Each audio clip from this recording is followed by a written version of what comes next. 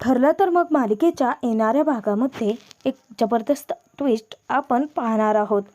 गणपती बाप्पाच्या कृपेने आता सुभेदारांच्या घरामध्ये दोन चमत्कार घडणार असतात। एक म्हणजे ज्यावेळी सुभेदारांच्या घरामध्ये गणपती बाप्पाची स्थापना केली जाते त्याच वेळेस तिथे सगळेजण एकत्र बसून जेव्हा जुन्या आठवणी काढणार असतात त्याच वेळेस तिथे प्रतिमाला सायलीबद्दलची म्हणजेच तिच्या तन्वीची एक जुनी गोष्ट आठवणार असते। तर त्याचबरोबर जेलमध्ये असणारे मधुभाऊ जेव्हा आता सायली अर्जुनला भेटतात त्याच वेळेस आश्रमात त्यांनी लपवलेल्या एका फाईलबद्दल ते खूप मोठा खुलासा करणार असतात। तर ज्यावेळी अर्जुन सायली त्या फाईलचा शोध घ्यायला आश्रमात जाणार असतात त्याच वेळेस अर्जुनच्या समोर सायलीच्या जन्माचं सत्य येणार असतं। तर आता प्रतिमाला अशी कोणती गोष्ट आठवणार आहे, त्याचबरोबर आता मधुभाऊ नक्की कोणत्या फाईल संदर्भात अर्जुनसमोर खुलासा करणार आहेत हे आपण या व्हिडिओमध्ये पाहणार आहोत। तर व्हिडिओ शेवटपर्यंत नक्की पहा। सुभेदारांच्या घरामध्ये जेव्हा गणपती बाप्पांचं आगमन झालेलं असतं त्याच वेळेस सर्वजण अगदी आनंदाने भारावून गेलेले असतात। तर तिथे आता सायलीने सर्व काही तयारी केलेली असते, पूजेची सर्व काही तयारी झालेली असते।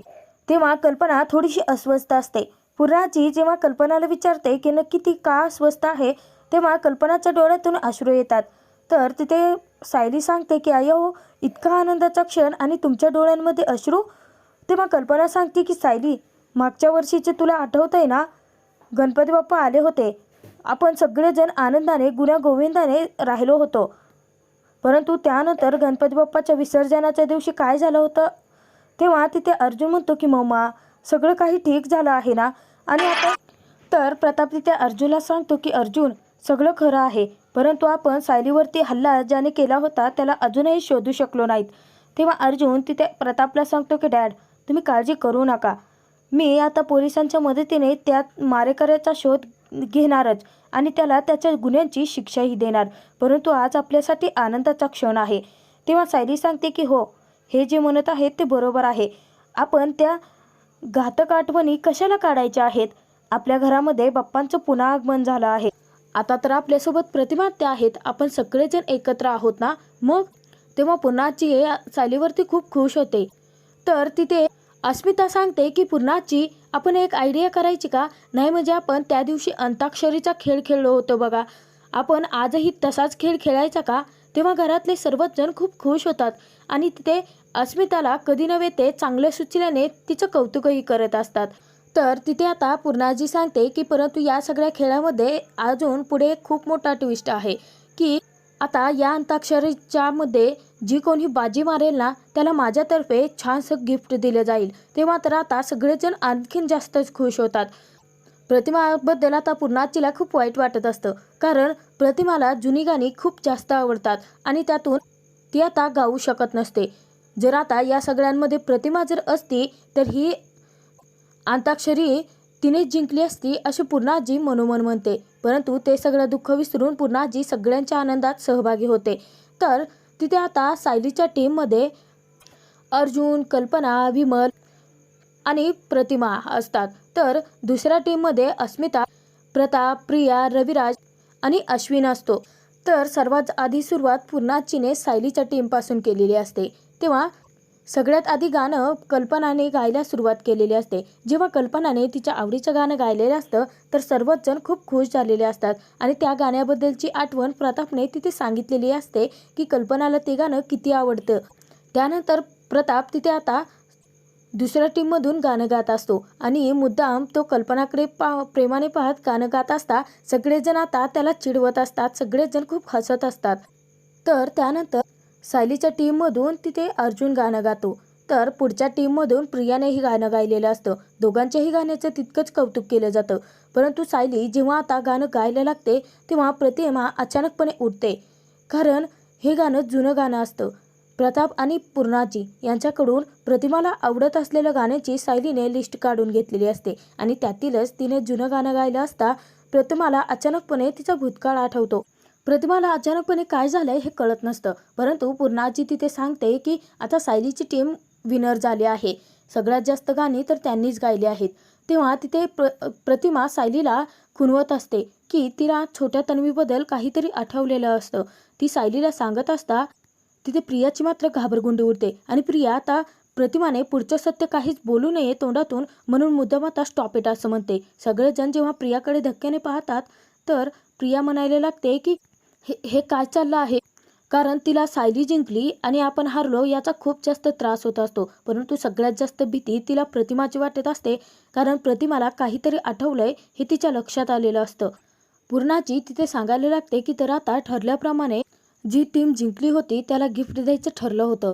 तर पूर्णाचीने आता तिथे सोन्याचा हार आणलेला असतो आणि सायलीच्या टीमला विनर घोषित करून तो हार त्यांच्या हाती सोपवताच सायली खूप प्रेमाने तो हार स्वीकारते. परंतु तो हार स्वतः न घेता ती प्रतिमाला देते. जेव्हा आता प्रतिमा तो हार पाहते तेव्हा ती खूप खुश होते आणि ती सायलीला देत असते. परंतु सायली सांगते की नाही प्रतिमात्या, हा हार तुम्ही घालावा असंच मला मनापासून वाटतं. तेव्हा सगळेजण खूप खुश असतात. थोड्या वेळानंतर सायली जेव्हा प्रतिमाच्या रूममध्ये जाते तेव्हा ती प्रतिमाला विचारते की प्रतिमात्या, आपण मगाशी अंताक्षरीचा खेळ खेळत असता तुम्हाला नक्की काय झालं होतं? अचानकपणे उठलात तुम्ही, त्यानंतर काहीतरी सांगण्याचा प्रयत्न करत होतात. नक्की काय सांगायचं होतं तुम्हाला? तुम्हाला काही आठवलं का?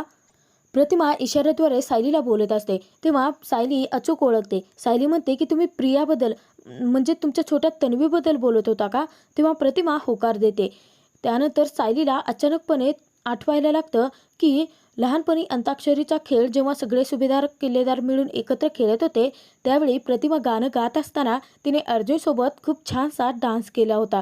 परंतु सायलीला हे सगळं अंधुकच आठवत असतं. स्पष्टपणे चेहरा दिसतच नसतो आणि त्यानंतर सायलीच्या कानी आवाजही येत असतात. हसण्याचे, खिदळण्याचे, कौतुकाचे हे सगळे शब्द तिच्या कानी पडत असता तिला आता खूप जास्त त्रास व्हायला लागतो आणि सायलीला जसा जसा त्रास वाढतो त्याच वेळेस सायली आता तेथून तिच्या रूममध्ये निघून जाते. प्रतिमाचं पूर्ण बोलणं आता तिने ऐकलेलंच नसतं. सायलीला कळत नसतं की तिच्यासोबत नक्की काय घडतं आहे. अर्जुन सायलीला सांगतो की मिसेस सायली तुम्ही ठीक आहात ना? तेव्हा सायली होकार देते. तर त्यानंतर अर्जुन सायलीला सांगायला लागतो की तुम्ही मला म्हणाला होतात ना की तुमची मधुभाऊंना भेटण्याची खूपच इच्छा आहे, मग आपण उद्याच सकाळी जाऊयात. तेव्हा सायली खूप खुश होते आणि अर्जुनला थँक्यू म्हणते. अर्जुन म्हणायला लागतो की खूप दिवस झालं आपण कोर्टाची तारीखच घेतलेली नाहीये. आपल्याला लवकरात लवकर मधुभाऊंकडून चौकशी करून काही आणखीन पुरावे मिळत आहेत का हे पाहावं लागेल आणि मला आताच हा सगळ्यात मोठा बॉम्ब टाकायचा आहे. तेव्हा सायली विचारते की बॉम्ब? कसला बॉम्ब? तेव्हा अर्जुन सांगतो की मिसेस सायली, आता गणपतीचा उत्सव आहे त्यामुळे प्रिया म्हणजे तिने खोटी साक्ष दिलीच आहे ना, ती साक्षीच्याच बाजूने आहे. अजूनही तिच्याकडून सत्य वधवून घ्यायचं आहे आणि त्यासाठी आपण नाटक करत आहोत. परंतु आता सध्या जर आपण विचार केला तर साक्षी आणि प्रिया दोघी आता या सगळ्या उत्सवामध्ये गाफील असतील आणि अचानकपणे आपण जर पुरावे काही गोळा केले, एखादा जरी पुरावा आपल्या हाती लागला ना तर आपण कोर्टामध्ये धमाका करू शकतो आणि अचानकपणे जर कोर्टाची तारीख घेऊन यांना जर मध्येच नोटीस गेल्या ना तर मग ह्या आधीच्याच घाबरतील आणि कोर्टात पुढे काही बोलूच शकणार नाहीत. आपल्याला याच संधीचा फायदा उचलायचा आहे. तेव्हा सायली अर्जुनला सांगते की हो सर, तुमचं अगदी बरोबर आहे, आपण उद्याच मधुभाऊंना भेटायला जाऊयात. दुसऱ्या दिवशी चैतन्य, अर्जुन आणि सायली तिघे आता मधुभाऊंची भेट घेण्यासाठी पोलीस स्टेशनमध्ये गेलेले असतात. जेव्हा सायली मधुभाऊंना भेटते तेव्हा सायली खूप रडत असते. मधुभाऊंच्या मिठीचाच सायली रडत असता अर्जुनलाही खूप वाईट वाटत असतं. तर मधुभाऊ तिथे आता सायलीची समजूत घालत तिला सांगतात की अगं बाळा, तुला रडायला काय झालं आहे? अर्जुन रावांसारखा इतका छान नवरा तुला भेटला आहे, तुझी किती काळजी घेतात ते आणि त्याचबरोबर मला सोडवण्यासाठी किती प्रयत्न करत आहेत. हे बघ सायली, खुनाच्या खोट्या आरोपाखाली मी जेलमध्ये जरी आलो असतो तरीसुद्धा आता किती दिवस झालं मी इथेच आहे आणि माझे आता बाहेर अब्रू गेले असणार आहे.